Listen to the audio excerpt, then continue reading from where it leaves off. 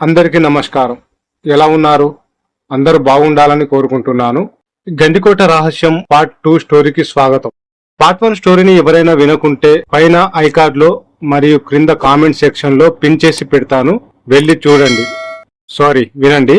Part 1 వింటేనే part 2 అర్థమవుతుంది. Welcome to my channel stories by Velakanti. నా ఛానల్ కి మీరిచ్చే సపోర్ట్ కి ధన్యవాదాలు. చాలా మంది స్టోరీస్ విని వెళ్ళిపోతున్నారు గానీ లైక్ మాత్రం కొడతలేరు. నా స్టోరీ మీకు నచ్చితే ఒక్క లైక్ చేయండి. నచ్చకపోతే ఎందుకు నచ్చలేదో, నేను ఇంకా ఎందులో ఇంప్రూవ్ కావాలో దయచేసి కామెంట్ బాక్స్ లో కామెంట్ అయితే చేయండి. తప్పకుండా నేను మీ మెసేజ్ ని పరిగణలోకి తీసుకొని ముందు వీడియోలో మళ్ళీ ఆ తప్పులు లేకుండా చూసుకుంటాను. Thank you so much. ఇక వీడియోలోకి వెళ్తే పార్ట్ 1 లో ఆ తాతగారి గండికోట మహల్ గురించి ఎక్స్ప్లెయిన్ చేసిన తర్వాత మేము కూడా ఇంటికి వెళ్ళిపోయాం. రాముకైతే ఆ తర్వాత ఏమైందో తెలుసుకోవాలని ఆతృతగా ఉంది. దీని గురించి మళ్ళీ రేపు వెళ్దాం అని చెప్పి నేను కూడా మా ఇంటికి వెళ్ళిపోయాను. రాము ఆ రాత్రి మంచంపై పడుకొని ఆ తర్వాత ఏం జరుగుంటది, ఆ మాంత్రికుడు ఏం చేశాడు, నిజంగా ఆ కోటలో దయ్యాలున్నాయా అని ఆలోచిస్తూ నిద్రలోకి జారుకున్నాడు. నిద్రలో కలగంటున్నాడు. అప్పుడు రాత్రి సరిగ్గా 1:30 గండికోటలో కిర్రుమని చప్పుడు చేస్తూ ఆ ద్వారం తెరుచుకుంటుంది. లోపలికి అడుగు పెడతాడు రామ్. అంతా చీకటి. ఆ తలుపు తీయగానే లోపల వాతావరణం మారిపోతుంది. చుక్కలని చంద్రుడిని కమ్మేస్తూ మబ్బులు అలుముకుంటున్నాయి. దూరంగా నక్కలార్పులు, వేగంగా గాలి వీస్తుంటాయి. ఆ కోట తలుపులు ఆ గాలికి కొట్టుకుంటూ ఉంటాయి. ఇంతలో ఉరుములు మెరుపులతో చిన్నగా వర్షం మొదలవుతుంది. ఆ మెరుపులో ఆ కోటకి పైకి వెళ్ళడానికి మెట్లు కనిపిస్తాయి రాముకి. తన చుట్టూ ఏం జరుగుతుందో పట్టించుకోకుండా మెల్లగా పైకి చూస్తూ మెట్లు ఎక్కుతుంటాడు. ఇంతలో ఎవరో తనని గంభీరమైన గొంతుతో "ఎవరు నువ్వు" అని పిలిచినట్టు అనిపించింది. కానీ ఆ గొంతు ఎక్కడి నుండి వచ్చిందో అర్థం కాలేదు. అయినా అలాగే మెట్లు ఎక్కి మొదటి అంతస్తుకి వెళ్ళిపోతాడు. అక్కడ చాలా గదులు కనిపిస్తాయి. మెల్లిగా మెట్ల పక్కనున్న గది దగ్గరికి వెళ్లి ఆ గది తలుపు తెరవబోతుంటే లోపల నుంచి ఎవరో మాట్లాడుకుంటున్న శబ్దాలు వినిపిస్తాయి. చిన్నగా కొంచెం తలుపు తెరిచి చూస్తాడు. ఆ చీకటిలో సరిగ్గా కనిపించలేదు గాని ఎవరో ఇద్దరు కౌగిలించుకొని ఉన్నట్టు కనిపించి ఎవరా అని అలాగే చూస్తూ ఉంటాడు. ఇంతలో ఒక్కసారిగా మెరుపుతో ఒక ఉరుము వస్తుంది. ఆ కాంతిలో ఒక అందమైన అమ్మాయి ఆ అబ్బాయిని ఒక చేత్తో కౌగిలించుకొని ఉంటుంది. ఇంకో చేతి నుండే ఒక కత్తి తీసుకొని ఆ అబ్బాయి మెడ మీద పొడుస్తుంది. అది చూసిన రామ్ గట్టిగా అరుచుకుంటూ కిందికి పరిగెడతాడు. ద్వారం దగ్గరికి వెళ్లే లోపు తలుపులు ఆటోమేటిక్ గా మూసుకుపోతాయి. గుండె వేగంగా కొట్టుకుంటుంది రామ్కి. ఎవరో వెనుక నుండి "ఎవరు నువ్వు" అని పిలిచినట్టు అనిపిస్తుంది. భయంగా వెనుకకి తిరిగి చూస్తాడు. ఆ అందమైన అమ్మాయి చేతిలో రక్తపు కత్తి పట్టుకొని కనిపిస్తుంది రాముకి. చెమటలతో చొక్కా మొత్తం తడిచిపోతుంది. "కాపాడండి నన్ను" అని గట్టిగా అరుస్తూ తలుపును కొడుతూ ఉంటాడు. ఆ అమ్మాయి తన దగ్గరికి వస్తూ "ఎవరు నువ్వు" అని అడుగుతూ కోపంగా కత్తిని పైకి ఎత్తి ఇంకో చేతితో రామ్ గొంతు పట్టుకొని పైకి లేపుతుంది. రామ్ భయంతో "వద్దు, నన్ను చంపొద్దు" అని అరుస్తుంటాడు. ఆ అమ్మాయి వెంటనే కత్తిని రామ్ మెడలోకి పొడుస్తుంది. అంతే, ఒక్కసారిగా గట్టిగా అరుస్తాడు. ఇంతలో రామ్ రామ్ అని వాళ్ళ అమ్మ వాడిని లేపుతుంది. "ఏమైంది? పిడకల వచ్చిందా? ఏంటి అలా అరుస్తున్నావు?" అని చెప్పి వెళ్ళిపోతుంది.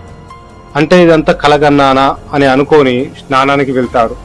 టిఫిన్ తిని అభి ఇంటికి వెళ్తాడు. అభి అప్పుడే ఉగాది పచ్చడి తింటుంటాడు. రామ్ని చూడగానే "హ్యాపీ ఉగాది" అని చెప్పి తనకి కూడా పచ్చడి పెడతాడు. "ఏంటిరా రామ్, ఇంత పొద్దున్నే తయారై వచ్చావు?" అని అడిగాడు అభి.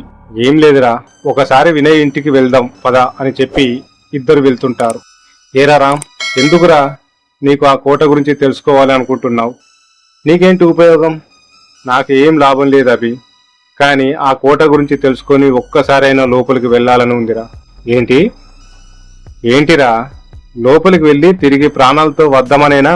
అలాంటి ఆలోచన ఉంటే మర్చిపో. మొన్న జరిగిన సంఘటన చూసావు కదా, ఆ దొంగకేమైందో? జాగ్రత్తగా ఉంటే మనకు మంచిది, ఇలాంటివి ఆలోచించకు అని మాట్లాడుకుంటూ వినయ్ ఇంటి దగ్గరికి వస్తారు. అప్పుడే వినయ్ ఇంటి లోపల నుంచి బయటికి వస్తూ రామ్ అభిలను చూసి వాళ్ళని పలకరించి "మీకోసమే వస్తున్నా" అని అంటాడు. "మాకోసమా? ఎందుకురా వినయ్" అని అడుగుతాడు రామ్. "ఏం లేదురా, ఇంట్లో ఎవరు లేరు, పండుగ కదా, అందరూ మా బాబాయ్ వాళ్ళ ఇంటికి వెళ్ళారు." "మరి నువ్వు వెళ్ళలేదేంటి?" అని అడిగాడు అభి. "నాకు జర్నీ బోరింగ్ రా, చాలా దూరం వెళ్ళాలి, అందుకే నేను వెళ్ళలేదు. మీతో కలిసి గుడికి వెళ్దామని వస్తున్నా. ఇంతలోకి మీరే వచ్చారు. ఉగాది కదా, అలా గుడికి వెళ్ళొద్దాం పదండి" అని చెప్పి ముగ్గురు వెళ్తుంటారు.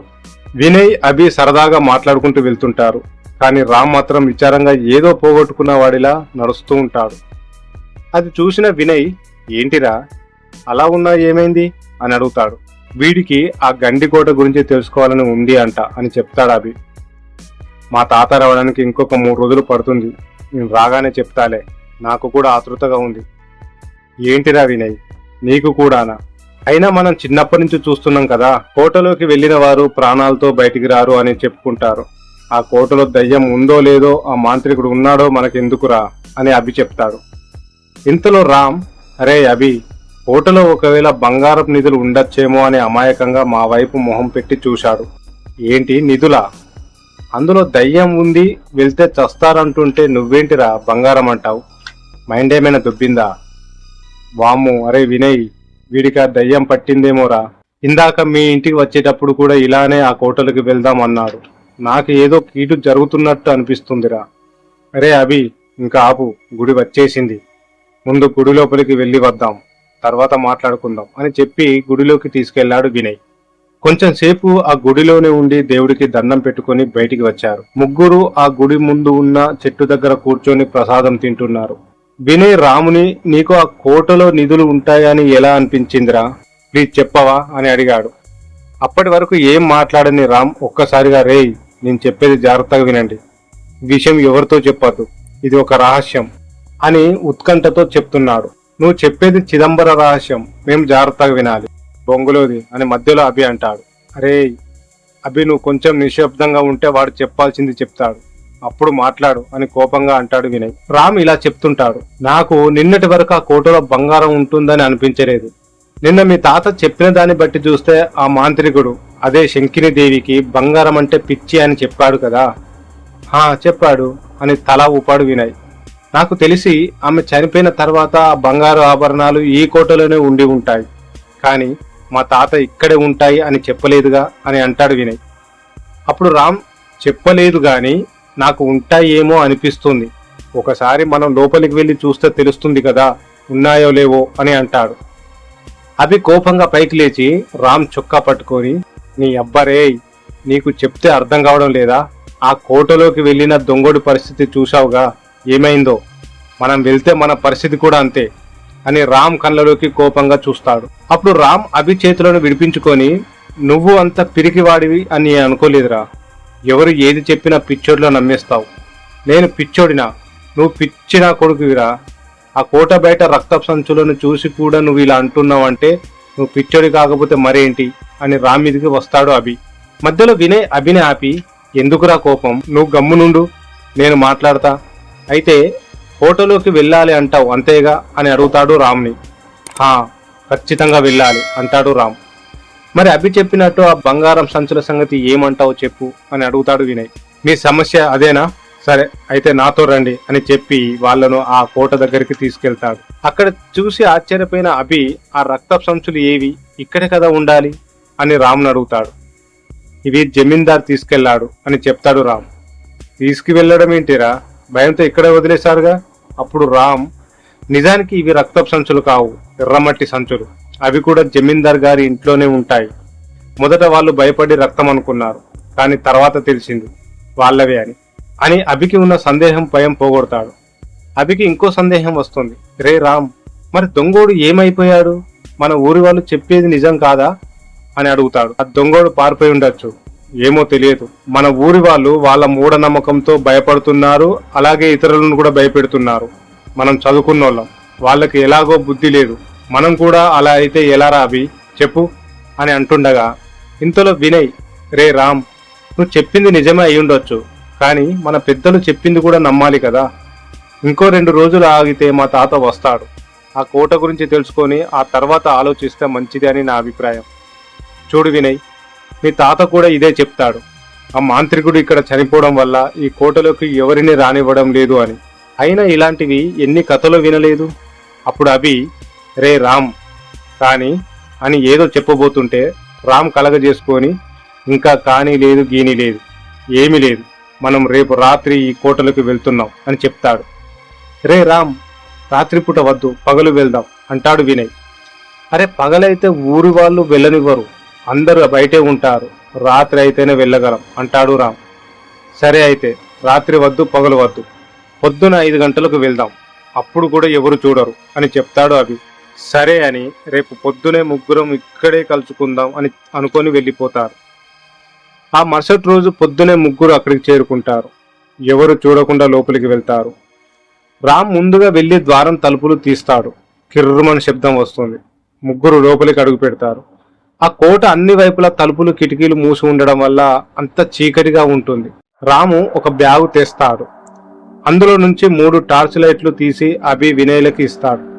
రే అభి, ఈ ద్వారం తలుపులు మూసేయి, ఎవరైనా చూస్తే లోపలికి ఎవరో వచ్చారనుకుంటారు అని అన్నాడు. సరే అని అభి ఆ తలుపులు మూసేస్తాడు. అభి మనసులో భయంతో అనవసరంగా వీడిని నమ్ముకొని వచ్చా, ఏమి జరుగుతుందో ఏంటో అని కంగారు పడుతున్నాడు. వినయ్కి కూడా మనసులో అలాగే ఉంది, కానీ బయటకు ధైర్యంగా కనిపిస్తున్నాడు. హే అభి, వినయ్, మీరు నా వెనక టార్చ్ వేసుకొని రండి అని చెప్పి ఎదురుగా మెట్లు ఉంటే ఎక్కుతున్నాడు. అప్పుడు గుర్తుకు వస్తుంది రామ్కి, తన కలలో వచ్చిన ఆ చోటు కూడా ఇలానే ఉంది. వెంటనే ఏదో గుర్తుకు వచ్చిన వాడిలా వేగంగా మెట్లు ఎక్కి ఆ పక్కన ఉన్న గది దగ్గరికి వచ్చాడు. కలలో కనిపించిన గదే అది. గదిని తెరుద్దామని తీయబోతుంటే ఇంతలో అభి గట్టిగా అరుస్తాడు. వెంటనే వినయ్, రామ్ అభి దగ్గరికి పరిగెత్తుకు వస్తారు. ఏంటిరా, ఏమైంది, ఎందుకు అరిచావు అని వాడిని అడుగుతారు. రేయ్, ఒకసారి ఇటు చూడండి అని టార్చ్ లైట్ వేస్తాడు. ద్వారానికి కుడివైపు సందులోనే ఒక గోడకు పెద్ద ఫోటో ఉంటుంది. దానిలో ఏముందని అరిచావని ఇద్దరు కోపంగా అంటారు. వాడే ఆ మాంత్రికుడు అనుకుంటా అని భయంతో చెప్తాడు. అప్పుడు వినయ్ వాడి గుండు మీద ఒక్కటి కొట్టు. రేయ్, రాజుకి మంత్రగాడికి తేడా తెలియదా నీకు? ఏంటి రాజా? హా అవును, రాజు. వెళ్ళి అటువైపు చూడు, తిరిగి పంద అని చెప్పి పక్క గది లోపలికి వెళ్తాడు వినయ్. రామ్ మళ్ళీ పైకి వెళ్లి ఆ గది తలుపు తీస్తాడు. అలాగే స్తంభించిపోతాడు. వెంటనే తేరుకొని వాళ్ళను కూడా పిలుస్తాడు. వాళ్ళిద్దరు వచ్చి చూసి ఆశ్చర్యపోతారు. రే రామ్, ఏంటిరా అసలు కళ్ళు తిప్పుకోలేకపోతున్నా? ఏముందిరా, ఈ అందం ముందు రంభా, ఊర్వశి, మేనక వీళ్ళెవరు సరిపోరు. వాళ్ళ గదిలో చూసింది శంకిని చిత్రపటాన్ని. ఆమె సౌందర్యానికి వినయ్, అభి కూడా ఆశ్చర్యపోతారు. కానీ రామ్ మాత్రం దిగ్భ్రాంతిలో ఉన్నాడు. ఎందుకంటే నిన్న కలలో తనని చంపడానికి వచ్చిన ఆ అమ్మాయే. రామ్కి భయంతో చెమటలు పట్టాయి. ఆ చిత్రాన్ని అలాగే చూస్తూ ఉన్నాడు. ఇంతలో వినయ్ రామును చూసి, ఏంటిరా, ఏమైంది, ఇలా చెమటలు పడుతున్నాయి? నీకు ఆ అమ్మాయి దయ్యంలా కనిపిస్తుందా ఏంటి అని అడిగాడు. రామ్ తడబడుతూ, రేయ్, మీకు విషయం చెప్పాలి, బయటికి వెళ్దాం పదండి అని అంటాడు. అప్పుడు అభి, ఏంటిరా, ఇప్పుడే కదా వచ్చింది, అప్పుడే వెళ్దాం అంటున్నావు, అయినా ఇప్పుడు భయపడుతున్నావు ఏంటి? కొంపదీసి ఈ అమ్మాయి నీ కలలోకి వచ్చిందా ఏంటి అని అడుగుతాడు. అప్పుడు రామ్, అవును రాబి, నిన్న నా కలలో ఈ అమ్మాయి నన్ను చంపడానికి వచ్చింది అని తనకు వచ్చిన కలని వాళ్ళకి చెప్పి ఇక్కడి నుంచి వెళ్ళిపోదాం, నా కంగారుగా ఉందిరా అని అంటాడు. చూడురా రాము, నీకు వచ్చింది కల మాత్రమే, రాత్రి దాని గురించి ఆలోచించి పడుకొని ఉంటావు, అందుకే నీకు అలా కల వచ్చిందేమో అని ధైర్యం చెప్తాడు వినయ్. మరి నా కలలో వచ్చిన చోటు ఇదే, మళ్ళీ ఆ అమ్మాయి కూడా ఇలాగే ఉంది, ఇదేలా సాధ్యం? ఇదే చోటు, ఇదే అమ్మాయి నా కలలో రావడం అని అమాయకంగా అడుగుతాడు రామ్. రేయ్, అది నీ ఊహరా, అయినా నీ కలలో వచ్చింది ఈ అమ్మాయో కాదో అది నీ భ్రమ. ఏ అమ్మాయిని చూసినా ఇలాగే అనిపిస్తుంది. కాదురా వినయ్, నేను చెప్పేది వినండి, వద్దురా అని అడుగుతుంటాడు రామ్. రే, ఏమైందిరా నీకు? నిన్న ఇక్కడికి వచ్చేదాకా ఊపిరి ఆడనివ్వలేదు, మళ్ళీ ఇక్కడికి వచ్చినాక బయటికి వెళ్దామంటావు, నన్ను పిరికివాడిని అని ఎగదాలు చేసి ఇప్పుడు నువ్వు భయపడతావు అని అంటాడు అభి. అవునరా రామ్, అయినా మేము ఉన్నాంగా, పద మిగతా గదులు చూద్దాం అని చూస్తూ ఉంటారు. ఇంతలో అభికి ఒక గదిలో ఏదో పెట్టె కనిపిస్తుంది. రే రామ్, వినయ్, ఒకసారి ఇక్కడికి రండి అని పిలుస్తాడు. వీడికేదో కనిపించినట్టు ఉంది, పద వెళ్దాం అని రామ్ వినయ్కి చెప్పి రమ్మంటాడు. వాళ్ళకి ఒక గదిలో ఒక చిన్న పెట్టె కనిపిస్తుంది. నిధి పెట్టె అయి ఉంటుంది, త్వరగా తెరుద్దాం అని పెట్టెని తెరవడానికి ప్రయత్నిస్తాడు వినయ్. కానీ ఎంత ప్రయత్నించినా తెరుచుకోదు. అలా ముగ్గురు ప్రయత్నిస్తారు, కానీ లాభం ఉండదు. కొంచెం సేపు అలానే పెట్టె వైపు చూస్తూ ఉంటారు. అప్పుడు అభి గది బయటికి వెళ్లి ఒక చిన్న ఇనపగడ్డిని తీసుకువచ్చి ఆ పెట్టెను పగలగొడుతూ ఉంటాడు. టప్ టప్ అని పెద్ద శబ్దం వస్తుంటుంది. రే అభి, చిన్నగా పగలగొట్టు, బయట వినిపిస్తే లోపల ఎవరో ఉన్నారని ఊర్లో వాళ్ళకి తెలుస్తుంది, చిన్నగా అని వినయ్ అంటాడు. సరే అని అభి చిన్నగా ప్రయత్నిస్తూ చాలా సేపటికి పగలగొడతాడు. అప్పటికే సమయం ఉదయం 10 గంటలు కావస్తుంది. ముగ్గురు చాలా అలసిపోతారు. బాగా దాహం, ఆకలి వేస్తుంటుంది. రామ్ తన బ్యాగులో నుంచి 2 బ్రెడ్ ప్యాకెట్లు, ఒక నీళ్ల బాటిల్ తీసి వాళ్ళకి ఇస్తాడు. రే రామ్, ఇవన్నీ ఎలారా అని అడుగుతాడు వినయ్. మనం ఒకరోజు ఇక్కడే ఉండాల్సి వస్తుంది అని ముందుగానే ఇవన్నీ తీసుకొచ్చా. సరేలే కాని ముందు మీరు తినండి అని చెప్పి ఆ పెట్టెను తెరుస్తాడు. అందులో ఒక డైరీ కనిపిస్తుంది. బాగా దుమ్ము పట్టి ఉంటుంది. రామ్ దాన్ని దులిపి మొదటి పేజీని తెరుస్తాడు. వినయ్, అభి కూడా వచ్చి డైరీని చూస్తారు. ఏంటిరా, మనం ఇప్పటి వరకు ఈ డైరీ కోసమా కష్టపడి పెట్టెను పగలగొట్టింది అని అభి నిరాశపడతాడు. వినయ్ కూడా నిధి ఉన్నదేమో అనుకున్నాడు, కానీ లేకపోయేసరికి ఇద్దరు దీనంగా ఆ డైరీని చూస్తుంటారు. ఇంతలో రామ్కి ఆ డైరీ రాజుగారి డైరీలా కనిపిస్తుంది. రేయ్, ఇది రాజుగారి డైరీలా ఉంది, చదువుదామా అని వాళ్ళని అడుగుతాడు. వాళ్ళు కూడా సరే అనడంతో చదవడం మొదలు పెడతాడు రామ్. ఆ డైరీ చదివే వాళ్ళు ఎవరైనా, ఏ తరం వాళ్ళైనా తమ ప్రాణాల మీద ఆశ వదులుకొని చదవాలి. ఎందుకంటే నిజానికి ఇది నా జీవిత చరిత్ర కాదు. ఒకప్పుడు ఇక్కడ బంగారం కోసం ప్రజలను చంపే మంత్రగాడు నా జీవితంలో ఎలా వచ్చాడో, నేను వాడిని ఎలా పట్టుకొని నిర్బంధించానో తెలిపే పుస్తకం. ఈ పుస్తకాన్ని ధైర్యవంతులు, తెలివైన వారు మాత్రమే చదవాలి. లేకపోతే ప్రాణ నష్టం జరుగుతుంది. ఏమి జరుగుతుందో, ఎలా జరుగుతుందో నాకు తెలుసు. కానీ ఈ పుస్తకం వల్ల ఈ ఊరి ప్రజలకు చాలా ఉపయోగం ఉంది.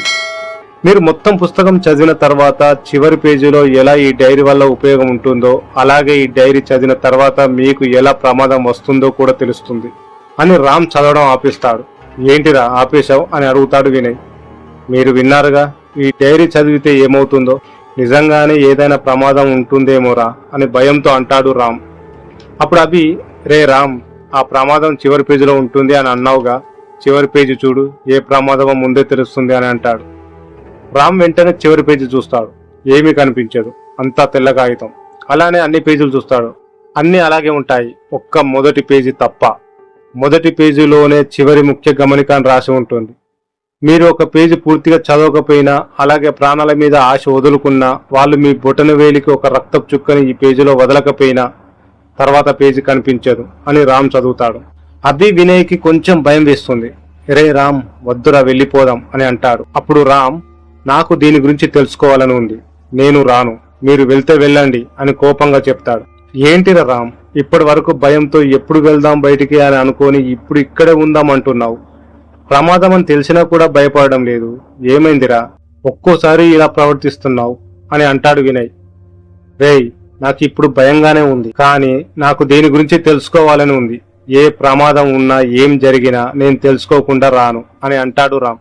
ఇక చేసేదేం లేక రాముని ఒంటరిగా వదిలి వెళ్లడం ఇష్టం లేక కొంచెం ధైర్యం చేసి, మేము కూడా నీతోనే ఉంటామని చెప్తారు.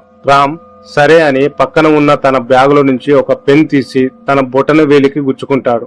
ఒక రక్తపు చుక్కను ఆ పేజీలో వేస్తాడు. అభి, వినయ్ కూడా అలాగే చేస్తారు. ఆ పేజీలో రక్తపు చుక్క పడగానే ఆవిరైపోతుంది. అభి వినయ్కి భయం వేస్తుంది. ఇద్దరు ఒకరి చెయ్యి ఒకరు పట్టుకుని కూర్చుంటారు. రామ్ కూడా వారి పక్కన కూర్చొని తర్వాత పేజీ తెరుస్తాడు. అందులో అక్షరాలు కనిపిస్తాయి. రామ్కి ఆశ్చర్యం వేస్తుంది. ఇక చదవడం మొదలు పెడతాడు. నా రాజ్యంలోని ఈ హస్తినాపురంలో మా నాన్నగారి ఆధ్వర్యంలో నేను రాజుగారి సింహాసనం ఎక్కి పరిపాలించే రోజులవి. నేను ఒక రోజు ఈ గ్రామం నుంచి వేరే గ్రామానికి వెళ్ళవలసి వచ్చింది. ఆ గ్రామం ఒక అడవి మధ్యలో ఉంటుంది. వేరే ఎక్కడికైనా వెళ్లాల్సి వస్తే అడవి దాటి వెళ్ళాలి. ఆ అడవిలో అన్ని వనరులు పుష్కలంగా దొరుకుతాయి. అందుకే మా తాతగారు ఈ గ్రామంలోనే గండికోటను కట్టించారు. పైగా మా రాజ్యానికి మధ్యలో ఉంటుంది. అలా నేను పక్క గ్రామం వెళ్లి వస్తున్నాను. అడవి మధ్యలోకి రాగానే ఒక అమ్మాయి పక్కనే ఒక చెట్టు కింద కూర్చొని ఏడుస్తుంది.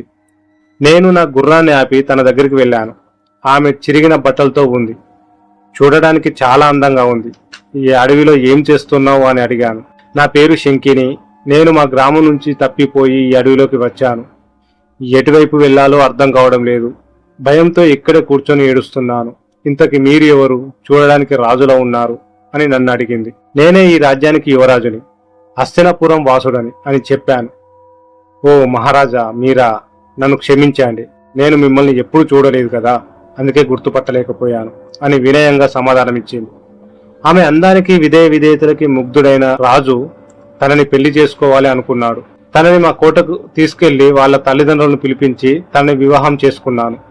అప్పటికే నాకు 8 మంది భార్యలు. నాకు శంకిని అంటే చాలా ఇష్టం. తను అందరికన్నా విభిన్నంగా ఉండేది. ఆమె రూపం, సౌందర్యం నాకు బాగా నచ్చాయి. అందుకే తనతోనే ఎక్కువ సమయం గడిపేవాడిని. తనకి బంగారు ఆభరణాలు అంటే చాలా ఇష్టం అని తెలిసి ఒక పసిడి వ్యాపారిని తనకి రోజుకో విధంగా బంగారు ఆభరణాలు చేయమని నియమించాను. అలా కొన్ని సంవత్సరాలు గడిచాయి. ప్రశాంతంగా ఉన్న ఊరిలో సమస్యలు రావడం మొదలయ్యాయి. ఒక మాంత్రికుడు ఊరిలోని ప్రజలను చంపుతున్నాడు అని తెలిసింది. ఇంతకు ముందు నా చిన్నప్పుడు మా నాన్నగారు ఆ మాంత్రికుడు గురించి చెప్పారు. బంగారం కోసం ప్రజలను చంపేవాడని, ఒకరోజు ప్రజలందరూ కలిసి వాడిని కాల్చేశారని, వాడికి పునర్జన్మ శక్తి కూడా ఉండేదని. కానీ నేను అప్పుడు నమ్మలేదు. పునర్జన్మ ఉంది అంటే ఇప్పుడు నమ్మాల్సి వస్తుంది. వెంటనే ఆ మాంత్రికుడిని పట్టుకోవాలని సైనాధిపతిని ఆదేశించాను. ఎంత ప్రయత్నించినా ఆ మాంత్రికుడు దొరకలేదు. రే రామ్, ఒకసారి ఆపు. ఏంటి రావి, ఏమైంది? ఇప్పుడెందుకు ఆపమన్నావు అని కోపంగా అడిగాడు వినయ్. ఏమి లేదురా, ఈ కథ మనకి మీ తాత చెప్పాడు కదా ఇంతకు ముందు అని అమాయకంగా అడుగుతాడు. అవును, అయితే ఇప్పుడు ఏంటి అని అంటాడు రామ్. అయితే తర్వాత ఏం జరుగుతుందో వీళ్ళ తాతకి తెలిసే ఉంటుంది. మన అనవసరంగా ఈ పుస్తకం మొత్తం చదివి ప్రాణాల మీదకి తెచ్చుకోవడం ఎందుకురా? నీకు కావాలంటే వీళ్ళ తాత చెప్తాడు, ఇక నువ్వు చదివింది చాలు, వెళ్ళిపోదాం అని చెప్తాడు. అప్పుడు వినయ్ కూడా, అవునరా రామ్, మా తాత కూడా ఇదేగా చెప్పింది, 2 రోజుల్లో మా తాత వచ్చేస్తాడు, వెళ్ళిపోదాం అని అంటాడు. రేయ్, ఈ పుస్తకం వల్ల ఈ ఊరికి ఏదో ఉపయోగం ఉంది అని రాసి ఉంది, అదేంటో తెలుసుకుందాంరా. అయినా ఇప్పటి వరకు బాగానే ఉన్నారుగా, ఇంకా కొంచెం సేపు ఓపిక పట్టండి, వెళ్ళిపోదాం అని చెప్తాడు రామ్. రే రామ్, ఇప్పుడు బాగానే ఉందిరా, ఈ పుస్తకం చదివిన తర్వాత ఏమవుతుందని భయంగా ఉందిరా అని అంటాడు అభి. రేయ్, అదేం ఉండదు లేరా, నేను ఉన్నాను కదా. అయినా ఒకసారి మొదలుపెట్టిన పని మధ్యలో ఆపకూడదు, ఇలాంటివి అస్సలు ఆపకూడదు అని చెప్పి మళ్ళీ వాళ్లకు మాట్లాడే అవకాశం ఇవ్వకుండా చదవడం మొదలు పెడతాడు. అప్పటికే సమయం రాత్రి 1 గంట కావస్తుంది. ఇలా కొన్ని రోజులు గడిచిపోతాయి. ఒకరోజు నేను శంకినిని కొన్ని రోజుల నుంచి ఒకే రకమైన ఆభరణాలు ధరించడం గమనించా. ఇదేంటి, నేను రోజుకో ఆభరణం చేయించామని రాఘవుడిని నియమించాను కదా, ఒకే రకం చేస్తున్నాడేంటి అని తనని తీసుకురమ్మని చెప్పి సైనికులను పంపించాను. ఒకరోజు శంకిని ప్రధాన చెలికత్తె నా దగ్గరికి వచ్చి శంకిని రాఘవుడితో ఉన్న అక్రమ సంబంధం గురించి చెప్పింది. మళ్ళీ రాత్రులు ఎవరికి తెలియకుండా బయటికి వెళ్లి వస్తుంది అని చెప్పింది. నేను నమ్మలేకపోయాను. ఎంతో ప్రేమగా చూసుకుంటున్న నా శంకిని ఇలా చేస్తుంది ఏంటి అంటే నాకు నమ్మబుద్ధి కాలేదు. ఒకవైపు ఆ మాంత్రికుడు గోల, మళ్ళీ ఇక్కడ ఈ శంకిని సమస్య. నా జీవితంలో ప్రశాంతత లేదు. ముందు శంకిని ఎందుకు ఇలా చేస్తుందో తెలుసుకోవాలని ఒకరోజు తను రాత్రి ఎవరికి తెలియకుండా నల్ల ముసుగులో బయటికి వెళ్లడం చూసి తన వెనుక వెళ్ళాను. తన అడవిలోకి వెళ్లడం చూసి మెల్లగా తన వెనుక వెళ్ళాను. అక్కడ తనను చూసి నా కళ్ళని నేనే నమ్మలేకపోయాను. తను నిజానికి శంకిని కాదు, మాంత్రికుడు. ఎవరో 4గురిని చంపేసి వాళ్ళ దగ్గర ఉన్న బంగారాన్ని తీసుకొని ఆ అడవి లోపలికి వెళ్తున్నాడు. నేను వాడిని వెంబడించాను. వాడు చాలా దూరం అలాగే వెళ్లి ఒక గృహ లోపలికి వెళ్ళాడు. నేను అక్కడే ఉన్న ఒక చెట్టు చాటున ఉండి చూస్తున్నా. కొంచెం సేపటికి బయటికి వచ్చాడు. మళ్ళీ శంకిని రూపంలోకి మారి అక్కడి నుంచి వెళ్ళిపోయింది. నేను వెంటనే ఆ గృహల్లో ఏముందో చూద్దామని లోపలికి వెళ్ళాను. చూసి స్తంభించిపోయాను. మొత్తం బంగారం. ప్రజలను చంపి వాళ్ళ బంగారాన్ని మొత్తం ఇక్కడికి తెస్తున్నాడు. ఇది మొత్తం ఈ ఊరి ప్రజలకు చెందాల్సింది అని అనుకోని ఎలా అయినా వాడిని అంతం చేయాలని దేశంలో ఉన్న పెద్ద పెద్ద స్వామీజులను మంత్రగాలను మరుసటి రోజే పిలిపించాను. తనకి తెలియకుండా ఆ గజ్జల మంత్రగాడి గురించి వాళ్లకు వివరించాను. వాళ్ళు తనని అంతం చేయలేము అని చెప్పారు. ఎందుకంటే వాడికి ఈ జన్మ సాక్షాత్తు ఈ లక్ష్మీదేవి ప్రసాదించింది.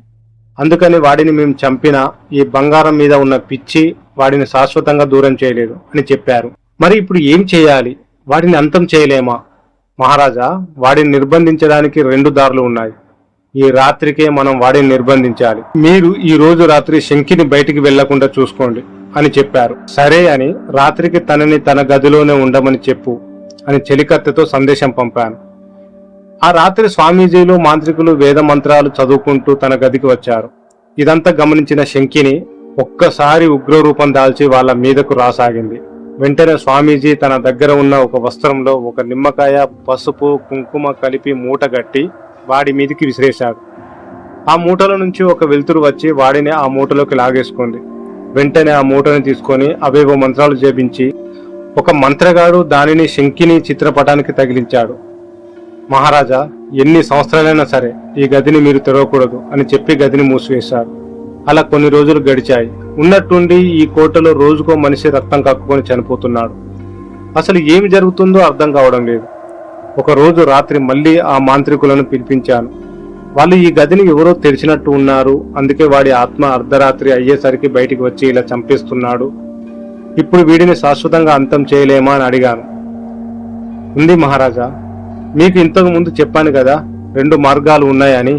కానీ ఇప్పుడు ఆ ఆత్మను నిర్బంధించాలంటే ఈ కోటలో ఎవరు ఉండకూడదు. ఎందుకంటే ఈరోజు కటిక అమావాస్య. వీటి శక్తులను ఎదుర్కోవడం చాలా కష్టం. మా ప్రాణాలను పణంగా పెట్టి వాడిని ఎలా అయినా సరే ఇక్కడే సమాధి చేస్తాం అని చెప్పి అందరినీ బయటికి పంపించేశారు. నేను ఆ మాంత్రికులు తప్ప ఇంకెవరూ లేరు. మంత్రగాళ్ళు మంత్రాలను చదువుతున్నారు. నేను అలానే చూస్తూ ఉన్నాను. కోట చుట్టూ కారుమబ్బులు పట్టుకున్నాయి. ఉరుములు మెరుపులతో కోట ప్రాంగణం అంతా భయంకరంగా మారిపోయింది. ఇంతలో కోటలోని దీపాలన్నీ ఆరిపోయాయి. అంతా చీకటి. ఉన్నట్టుండి ఒక వెలుతురు నా ఎదురుగా వచ్చి నన్ను పైకి ఎత్తి ఒక్కసారిగా బలంగా నేలకు వేసి కొట్టింది. నా తల పగిలి అంతా రక్తం. నాకు అర్థమైంది నేను బ్రతకనని. ఆ చీకటిలో నా గదిని వెతుక్కుంటూ వెళ్తున్నాను. ఆ మాంత్రికుడు దాచిపెట్టిన బంగారం ఎక్కడ ఉందో ఒక పటంలో రాసి ఈ పుస్తకం చివరి పేజీలో ఉంచాను. ఈ పుస్తకం చదివిన వారు ఎలా అయినా సరే ఆ నిధిని ఊరి ప్రజలకు చెందేలా చూడండి అని చదవడం ఆపేశాడు రామ్. రే రామ్, నువ్వు అనుకున్నది నిజమైంది. నిధి దొరికినట్టే అని సంతోషంతో గట్టిగా అరిచాడు అభి. అప్పుడే వినయ్, ఈ పుస్తకం చదివిన తర్వాత ఏదో ప్రమాదం ఉంది అని అన్నావుగా, అది రాయలేదా అని అడిగాడు. రామ్ చివరి పేజీ ఇంకా చదవలేదు, చూద్దాం అని చివరి పేజీ చదవడం మొదలుపెట్టాడు. మీరు అర్ధరాత్రి లోపు ఈ కోట నుంచి తప్పించుకోకపోతే ఆ మాంత్రగాడు మిమ్మల్ని చంపేస్తాడు. ఇంకో ముఖ్య గమనిక, ఒకసారి ఈ కోటలకు ప్రవేశించిన వారు బయటికి వెళ్లడం కష్టం. ఎందుకంటే ఒకసారి మూసుకున్న తలుపులు బయట నుంచి ఎవరైనా తెరిస్తే తప్ప తెరుచుకోవు. ఇది నా ఆత్మకథ. నేను చనిపోయే ముందు నేను రాసుకున్న ఈ కోట కథ అని రామ్ చదవడం ఆపిస్తాడు. వెంటనే చిన్నగా గాలి రావడం మొదలవుతుంది. ఆ పేజీలు గాలికి అటు ఇటు కదులుతుంటాయి. రామ్ ఆ పేజీ చదవగానే అభి, వినయ్ రామ్ని అలాగే చూస్తుంటారు. ఇంతలో రామ్ చేతికి తడిగా ఏదో తగులుతుంది. చూస్తే రక్తం. ఆ పుస్తకంలోని అక్షరాలు రక్తపు దారాలుగా జారుతుంటాయి. వెంటనే రామ్ పుస్తకాన్ని కింద పడేస్తాడు. పుస్తకం మొత్తం రక్తంలా కరిగిపోయి చివరికి ఒక పటం ఉంటుంది. అప్పటికే గాలి బాగా వీస్తుంది. ఆ గాలికి కిటికీలు మూసుకొని పోతాయి. అభి, వినయ్ భయంతో కిందికి పరిగెడతారు. రామ్ కూడా ఆ పటాన్ని జేబులో పెట్టుకొని కిందికి పరిగెడతాడు. అభి, వినయ్ ఆ ద్వారం తలుపులు తీయడానికి ఎంత ప్రయత్నించినా తెరుచుకోవు. ముగ్గురు గట్టిగా అరుస్తూ తలుపును కొడుతుంటారు. అప్పటికే సమయం 5 కావస్తుంది. అలా చాలాసేపు కొట్టి అలిసిపోయి ఆ ద్వారం దగ్గర కూర్చొని నిద్రలోకి జారుకుంటారు. వాళ్ళకి మెలకువ వచ్చేసరికి సమయం రాత్రి 11 అవుతుంది. మళ్ళీ ద్వారాన్ని తెరవడానికి ప్రయత్నిస్తారు. కానీ లాభం ఉండదు. మధ్యాహ్నం ఏమీ తినకపోవడం వల్ల బాగా అలిసిపోయి ఉంటారు. ఇంతలో దూరంగా నక్కల అరుపులు వినిపిస్తుంటాయి. ఉరుములు మెరుపులతో వాతావరణం భయంకరంగా మారిపోతుంటుంది. రక్తం కుళ్ళిపోయిన శవం వాసన వస్తుంటుంది. ఆ వాసనకి అభి వాంతులు చేసుకుంటాడు. అప్పుడే మెల్లిగా ఎవరో పైనుంచి గజ్జలతో నడుస్తూ వస్తున్న శబ్దం వినిపిస్తుంది. ముగ్గురికి భయంతో కళ్ళల్లో నీళ్లు తిరుగుతుంటాయి. గల్ గల్ మంటూ కిందికి మెట్లు దిగి వస్తున్న శబ్దం. ముగ్గురు ఆ ద్వారం దగ్గరే నిల్చొని ఉంటారు. రామ్ టార్చ్ లైట్ ను మెట్లు వైపుకు వేస్తాడు. అంతే, అందులోని ఛార్జింగ్ అయిపోయి కొట్టుకొని ఆగిపోతుంది. వాళ్ళ గుండె శబ్దం వాళ్ళకే వినిపిస్తుంది. ఇంతలో అభికి మెట్ల మీద ఒక నల్లని ఆకారం వాళ్ళ వైపు వస్తూ కనిపిస్తుంది. అటువైపు చూడండి అని వాళ్లకు చేతితో సైగ చేస్తాడు. అది చూసి ముగ్గురు గట్టిగా ద్వారాన్ని కొడుతుంటారు. ఆ ఆకారం వాళ్ళ దగ్గరికి వస్తుంటుంది. ఇంతలో ద్వారానికి అటువైపు నుంచి ఎవరో తలుపును ఒక్కసారిగా నెడతారు. ద్వారం తెరుచుకునేసరికి వీళ్ళ వెనుక ఉన్న ఆకారం మాయమైపోతుంది. ఆ ద్వారం తెరిచింది వినయ్ వాళ్ళ తాత. వెంటనే ముగ్గురు బయటికి పరిగెడతారు. బయట అభి, రామ్ వాళ్ళ తల్లిదండ్రులు ఉంటారు. కొంతమంది ఊరు జనం కూడా ఉంటారు. అప్పుడు వినయ్ ఆశ్చర్యపోతూ, మీరేంటి ఇక్కడ ఉన్నారు? నువ్వు ఊరు నుంచి ఎప్పుడు వచ్చావు తాత? అయినా మేము ఇక్కడ ఉన్నామని ఎలా తెలిసింది అని అడుగుతాడు. నేను పొద్దున్నే వచ్చా, నువ్వు ఒక్కడివే ఇంట్లో ఉన్నావని. నేను ఇంటికి వచ్చేసరికి నువ్వు లేవు, బయటికి వెళ్ళుంటావు అని అనుకున్నా. అలాగే సాయంత్రం వరకు చూసా, ఇంకా రాలేదు అని. మీ స్నేహితుల ఇంటికి వెళ్ళాను. వీళ్ళు కూడా పొద్దున్నుంచి కనిపించడం లేదని చెప్పారు. ఎక్కడికి వెళ్ళుంటారా అని రాత్రంతా మీకోసం వెతికాము. తర్వాత కొంతమందికి మధ్యాహ్నం ఈ కోటలో నుంచి ఏవో శబ్దాలు వినిపించాయని చెప్పారు. ఒకవేళ మీరు ఈ కోటలోకి వచ్చారేమో అని తలుపు తీసేసరికి ఎదురుగా మీరు భయంతో కనిపించారు. అసలు ఎందుకు ఇందులోకి వచ్చారు అని అడుగుతాడు వినయ్ వాళ్ళ తాత. వినయ్ చేతిలో ఉన్న నిధి పట్టాన్ని తన వెనుక జేబులో దాచిపెడుతూ రామ్, అభిలకు దగ్గరికి జరిగి, ఈ నిధి గురించి మాత్రం ఇప్పుడే ఎవరికి చెప్పొద్దు అని ఇద్దరికి నవ్వుతూ కన్ను కొట్టి తన తాత వైపు తిరిగి జరిగిందంతా చెప్తాడు. అప్పుడు వినయ్ వాళ్ళ తాత గట్టిగా ఊపిరి పీల్చుకొని, ఆ దేవుడి దయ వల్ల మీకు ఏమీ జరగకుండా బయటికి వచ్చారు అని చెప్తూ మనసులో దేవుడిని తలుచుకుంటాడు. ఇదండి స్టోరీ అయితే కంప్లీట్ అయిపోయింది. సో ఫైనల్గా ఆ ముగ్గురు ఫ్రెండ్స్ కలిసి నిధిని అయితే దక్కించుకుంటారు. స్టోరీ ఇక్కడితో ఆపేస్తున్నాను. నా స్టోరీ కనుక మీకు నచ్చితే దయచేసి ఒక్క లైక్ మాత్రం ఇవ్వడం మర్చిపోకండి. నేను మరీ రిక్వెస్ట్ చేసుకునేది ఏంటంటే లైక్ అనేది ఈ వీడియోకు చాలా ఇంపార్టెంట్. దయచేసి ఒక్క లైక్ ఇచ్చి నా ఛానల్కి సపోర్ట్ చేస్తానని ఆశిస్తూ ఉంటాను. నెక్స్ట్ వీడియోలో మళ్ళీ కలుసుకుందాం. బాయ్.